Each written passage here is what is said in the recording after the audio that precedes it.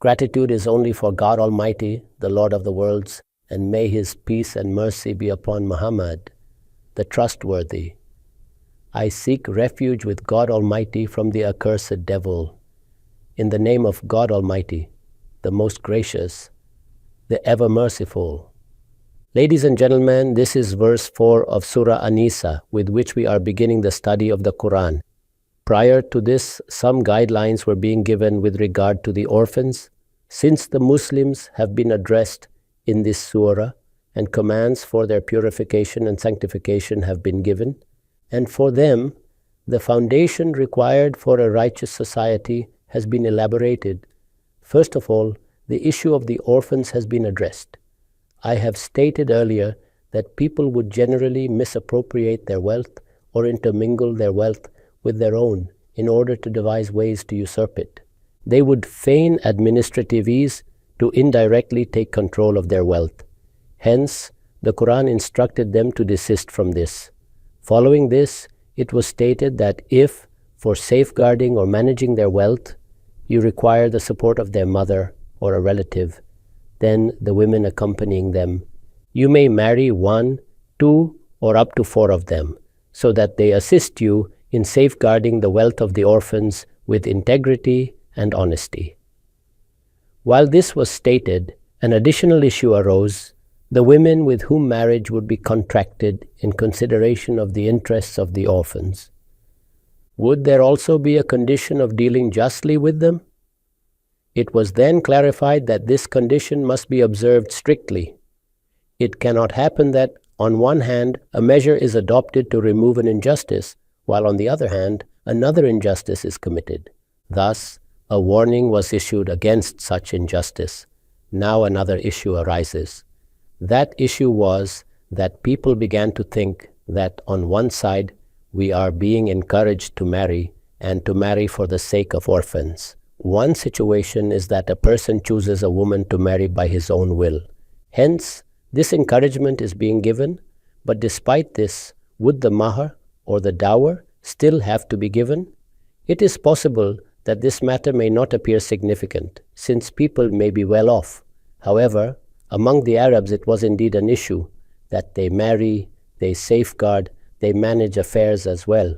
So these women being married for the sake of their own children and for their support, would their dower still be obligatory? Therefore, it was stated, وَآتُوا النِّسَاءَ صَدُقَاتِهِنَّ نِحْلَةً, and give these women their dowers graciously. This implies that if your intention is virtuous, then it should be carried out generously. Do it in the manner that is appropriate. If you act miserly in this matter, then once they enter your household, the self-respect of these women will be diminished. This must never be done. Thus, the first point made was that justice must be observed with them as well. And if you do not possess the will or courage to act justly, then do not adopt this approach. It is better that you maintain a single wife. And if you are marrying for their benefit, then regardless of the situation, the dower must be given and they must be accorded the same respect. Yes, however, فَإِن طِبْنَ لَكُمْ عَنْ شَيْءٍ مِّنْهُ نَفْسًا, then if they, of their own will, remit any part of it to you, فَكُلُوهُ هَنِيئًا مَرِيئًا, then you may consume it with pleasure. This is the law stated in this matter. The instruction regarding dower, as I mentioned, was given because people might have raised questions. And you will observe further when the section of questions begins, that even then, people did not accept it easily. They raised additional questions, and these were answered by God Almighty. Therefore, it was clarified here itself that the dower is mandatory.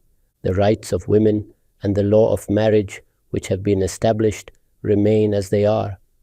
There will be no amendment in them. When the encouragement for marriage is given, it is stated alongside it that these are the limits which must be observed. Justice must be upheld in all circumstances. Rights must be fulfilled under all conditions, and dower must be paid obligatorily.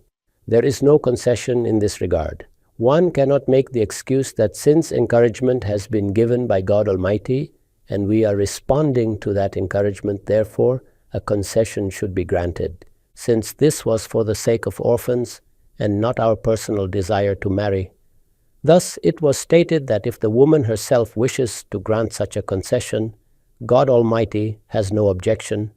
However, you must take the initiative in paying the dower and in accordance with your status.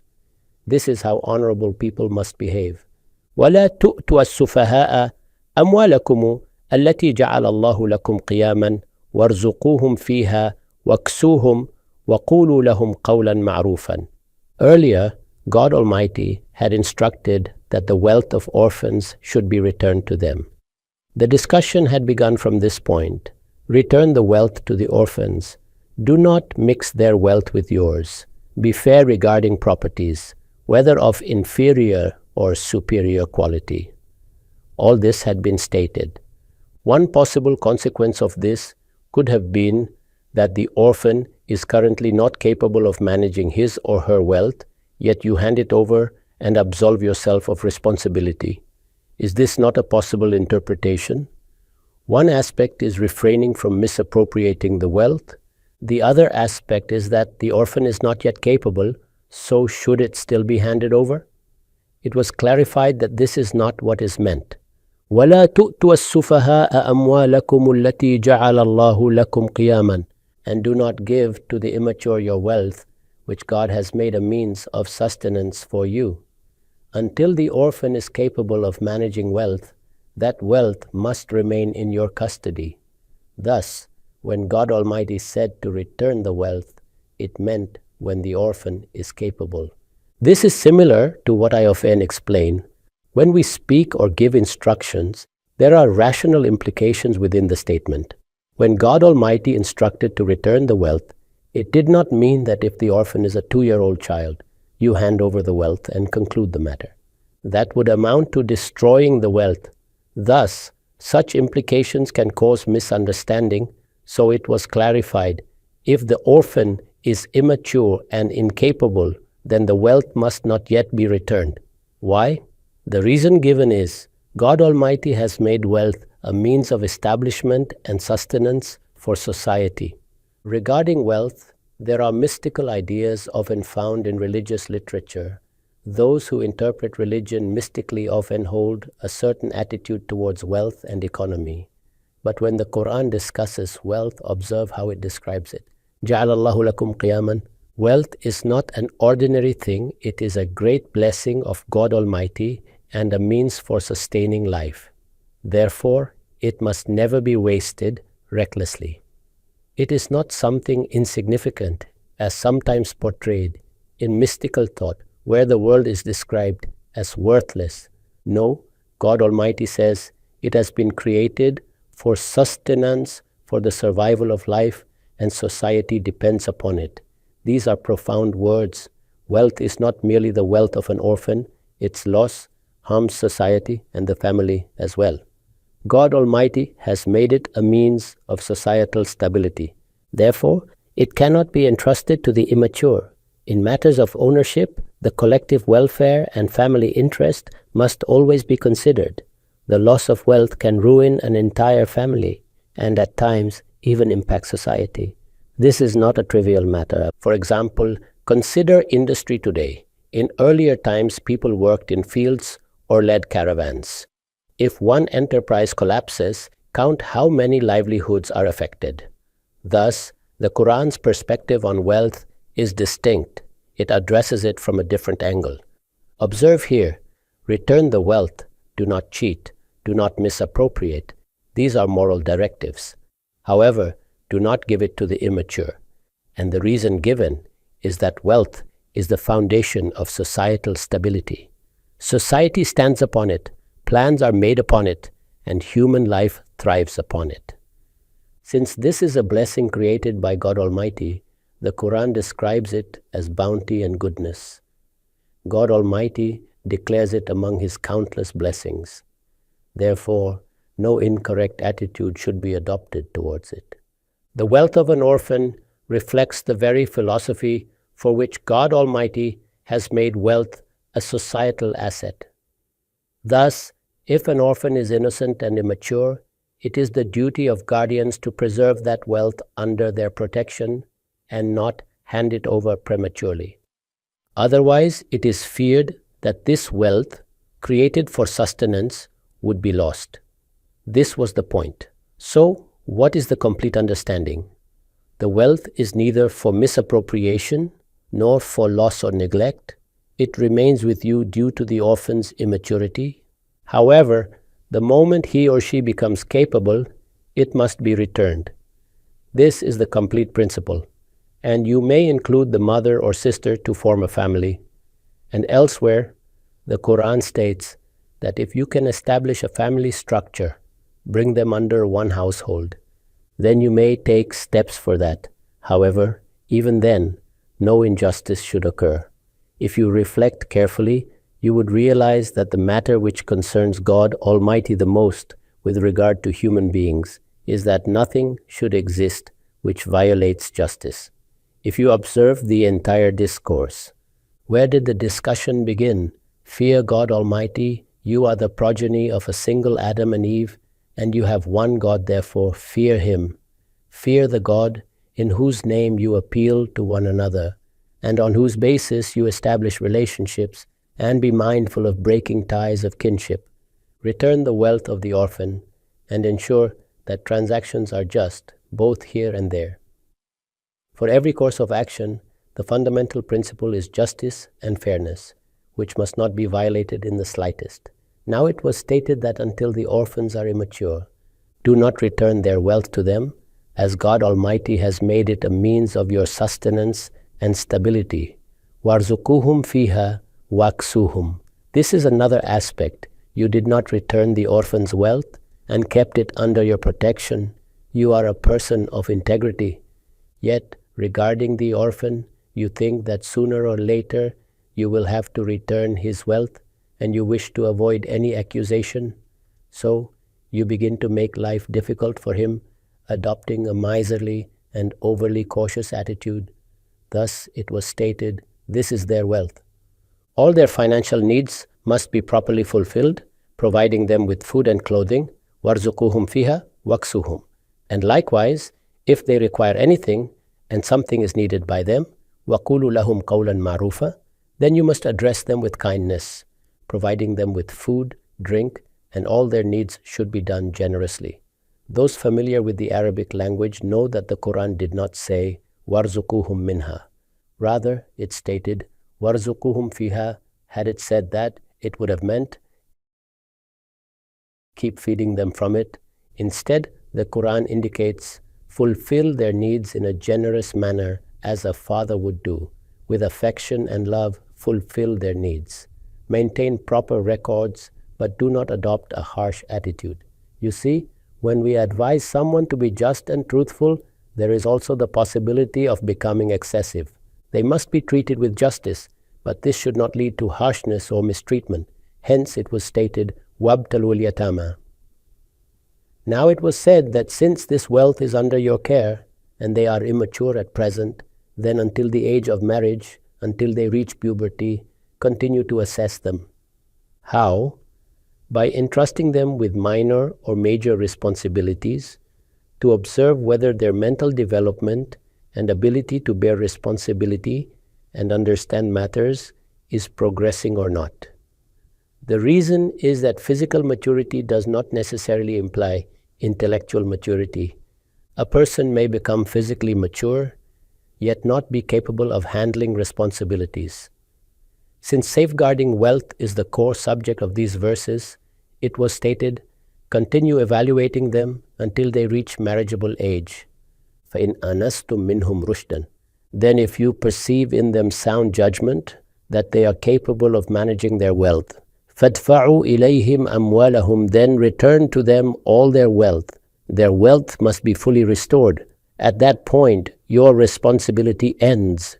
وَلَا تَأْكُلُوهَا إِسْرَافًا وَبِدَارًا. And do not consume it wastefully or hastily, fearing that they will grow up soon, thinking that they will soon reach maturity and you will have to return their wealth, so you hasten to consume it. Never do this. Thus, when it was said to return the orphan's wealth, it was also clarified not to return it prematurely. And when it was said not to return it yet, it was also clarified that their needs must still be fulfilled. However, This does not mean that you may spend it on your own luxuries. Therefore, do not devise ways to consume it quickly for your own benefit. Another question arose: if a person is managing the wealth of orphans, handling their business, their livestock, their trade, this requires time. Performing a virtuous act is commendable, but what if the guardian himself is in difficulty? Is this not possible? One situation is that the guardian is well off, but if he is undergoing financial hardship and a wealthy relative has passed away, then can he take compensation for this responsibility? This question arose. Thus it was stated, وَمَنْ كَانَ غَنِيًّا فَلْيَسْتَعْفِفْ, and whoever is wealthy should abstain. If God Almighty has provided him abundance, then he should serve voluntarily. This befits his status. However, وَمَنْ كَانَ فَقِيرًا, but if he is poor, then it was said, فَلْيَأْكُلْ بِالْمَعْرُوفِ, then he may take from it in a fair manner according to accepted norms and openly. This is the proper method. There must be no misappropriation under this pretext. Thus, it was clarified, taking compensation for one's service is not prohibited. Even if a wealthy person takes something, it may not necessarily be objectionable. However, if God Almighty has blessed him with wealth, it is better that he refrains. But a poor person may take compensation according to customary standards. These norms must consider the nature of responsibility, the value of the property, local conditions, and the standard of living of the guardian. Taking all these into account, a reasonable compensation may be determined. However, it must remain within the bounds of fairness and must not become a means to consume the entire wealth. It should follow accepted practice, be transparent, and be recognized as just by society. If needed, a service charge or reasonable compensation may be taken. وَمَنْ كَانَ فَقِيرًا فَلْيَأْكُلْ بِالْمَعْرُوفِ, and whoever is poor may take according to fairness. فَإِذَا دَفَعْتُمْ إِلَيْهِمْ أَمْوَالَهُمْ, then when you return their wealth to them, obviously it had been entrusted to you safely. At the time it was received, it should have been documented what it was, how much, whether it increased, or whether some portion was taken as compensation. All this must be clearly presented. فَاشْهَدُوا عَلَيْهِمْ, then bring witnesses, call trustworthy members of society as witnesses, so that no dispute arises against you and no allegation is made. وَكَفَى بِاللَّهِ حَسِيبًا, and God alone is sufficient as reckoner. Remember, ultimate accountability will be before God Almighty. Even after following all these instructions, a person might still attempt wrongdoing. Therefore, the warning is given at the end, وَكَفَى بِاللَّهِ حَسِيبًا. Whenever a law is stated in the Quran, the fundamental principle is emphasized. Here too, when the discourse began, it was stated the consciousness of God must remain central. And what was said? إِنَّ اللَّهَ كَانَ عَلَيْكُمْ رَقِيبًا. God is ever watching over you. Remember this, the true awareness of God, the feeling of His vigilance, and the realization that we must stand before Him and be accountable. This is repeatedly emphasized. All divine laws and moral teachings are founded upon this. Thus it was stated, God is all-hearing, all-knowing, and nothing can be hidden from Him. Therefore, your dealings must be entirely just, and remember that God alone suffices to take account. Now it is stated, لِلرِّجَالِ نَصِيبٌ مِّمَّا تَرَكَ الْوَالِدَانِ وَالْأَقْرَبُونَ وَلِلنِّسَاءِ نَصِيبٌ مِّمَّا تَرَكَ الْوَالِدَانِ وَالْأَقْرَبُونَ. Men shall have a share in what parents and relatives leave behind, and women shall also have a share in what parents and relatives leave behind, whether it be little or much, a prescribed portion. لِلرِّجَالِ نَصِيبٌ مِّمَّا تَرَكَ الْوَالِدَانِ وَالْأَقْرَبُونَ وَلِلنِّسَاءِ نَصِيبٌ مِّمَّا تَرَكَ الْوَالِدَانِ وَالْأَقْرَبُونَ. A person has passed away. On one side, there are issues concerning orphans, and on the other, issues of inheritance arise. Thus, this topic naturally follows. It was stated that God Almighty Himself has determined the shares. This will become clearer as we proceed. By the time you reach verse 11, it will be evident that God Almighty has fixed them. The reason given is that human beings do not possess the capacity to determine this themselves. They lack a sound basis for such decisions. Only through the guidance of God Almighty can this be properly established. Otherwise, what used to happen was powerful heirs would seize all wealth and deprive others completely. Thus, when a person dies, on one side arise the issues of orphans, and on the other, while you safeguard their wealth, other heirs also exist. So, what about them? Consider the situation. A person has died. What complexities arise? It is often mentioned, though not required for understanding, that during the time of the Battle of Uhud, many people were martyred. On that occasion, these guidelines were revealed. Around 60 to 70 people had passed away. Their survivors, wives became widows, and children became orphans. Now their wealth also required distribution. Was all of it for the orphans? No. Brothers, sisters, and parents also had rights. Thus, all these issues arose, giving rise to the laws of inheritance. Thus, it was stated that in this regard, we have fixed all the shares, and according to these, all distribution shall take place. All possessions and properties shall be divided according to this law.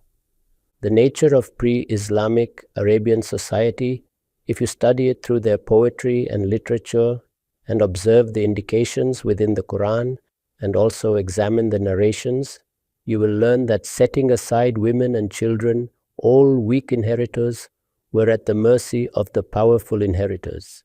If brothers and sisters were among the heirs, and some of them were weak, then whoever possessed power would take whatever he wished. This has been stated elsewhere in the Quran, وَتَأْكُلُونَ الْتُرَاثَ أَكْلًا لَمًّا. You devour inheritance greedily and entirely, taking whatever comes into your possession. To end this injustice, the Quran established fixed shares for all inheritors, for men as well as for women. When a person recites the preceding verses and reaches this verse, he feels that through the blessing of the orphans, the path for establishing the rights of others also opened. They themselves were deprived of rights, their rights were restored, and through them others also attained their rights. Especially women are mentioned here. Note that women are specifically mentioned. If you reflect upon this verse, you will see men shall have a share in whatever parents and relatives leave, and women shall also have a share in whatever parents and relatives leave. The idea that women would become rightful owners in inheritance was not even conceived of, and even today, many societies struggle to accept it. Thus, this portion of the verse alone was sufficient to establish that whatever is left behind, there is a share for the survivors. Men and women were mentioned separately. God Almighty has fixed the shares. Therefore, when a person dies, on one side is the issue of safeguarding the wealth of the orphans, for which instructions have been given, and on the other side are the shares fixed by God Almighty. Accordingly, the division shall take place.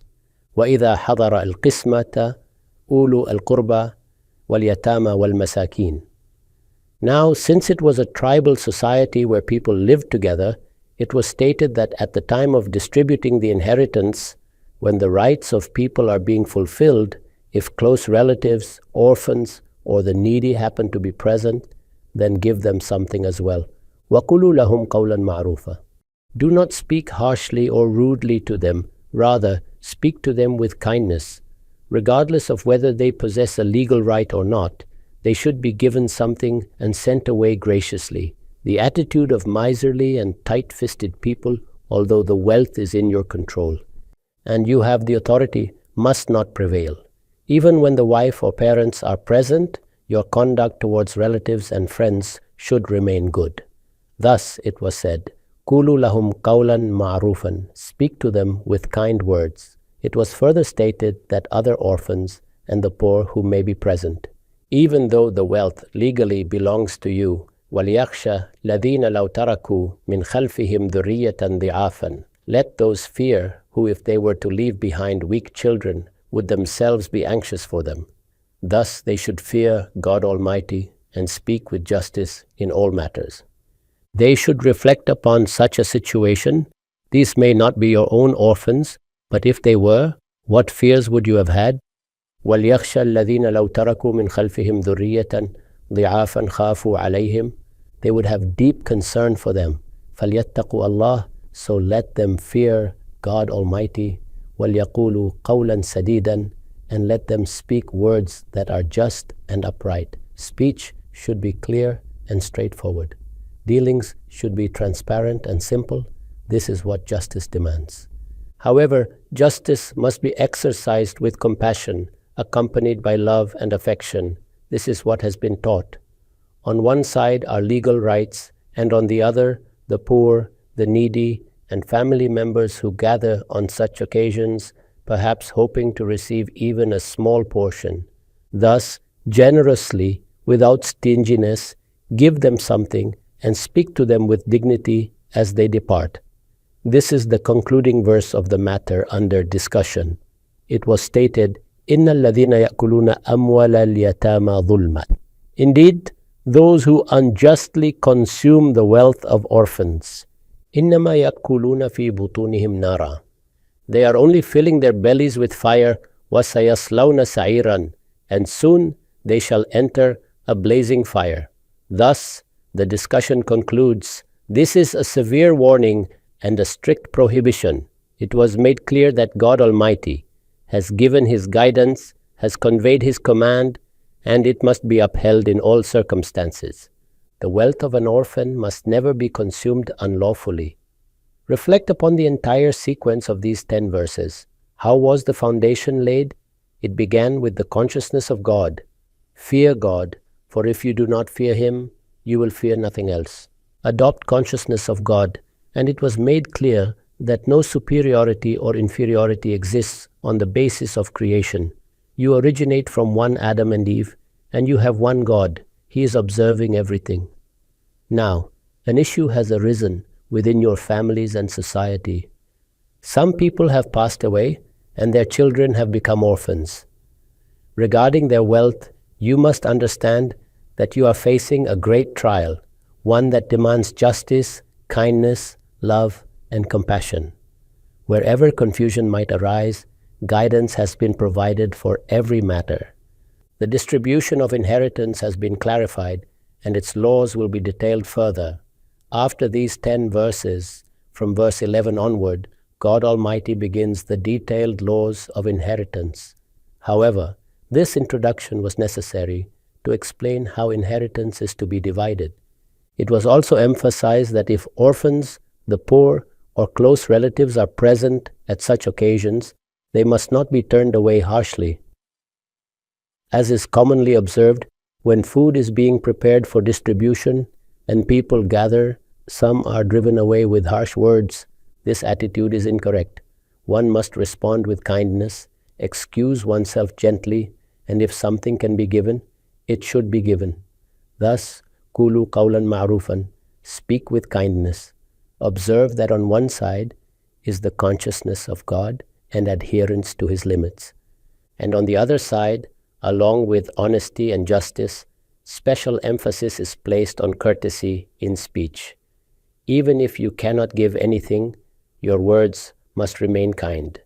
You must not wound the dignity of another. Qulu qawlan ma'rufan.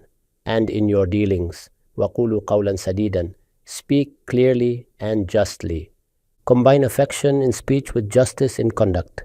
Thus, both principles have been emphasized, kindness in interaction and steadfastness in justice.